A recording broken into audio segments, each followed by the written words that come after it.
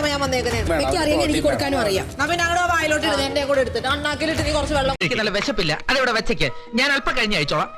ചൂടോടെ ഇപ്പൊ തന്നെ കഴിക്കേ.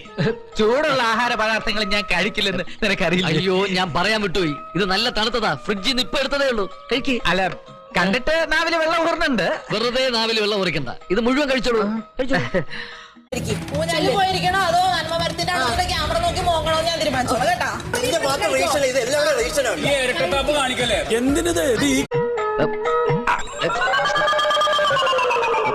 മാംസ് നല്ല ടേസ്റ്റ് ഉണ്ട്, നീ കഴിച്ചോ?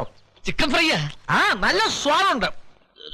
നിനക്ക് ഓർമ്മയുണ്ടോ, കഴിഞ്ഞ വർഷം മുരിങ്ങാശ്ശേരി തറവാട്ടിൽ വെച്ച് ഞാൻ ബ്രാഹ്മണനാണെന്നും മത്സ്യമാംസാദികൾ കഴിക്കാറില്ലെന്നും പറഞ്ഞ് അവിടത്തെ കാര്യസ്ഥനെ പറ്റിച്ച് ഇതുപോലെ ചിക്കൻ ചില്ലി വാങ്ങിച്ച ഓർമ്മയുണ്ടോ? ഏത് മുരുങ്ങാശ്ശേരി? ഏത് കാര്യം?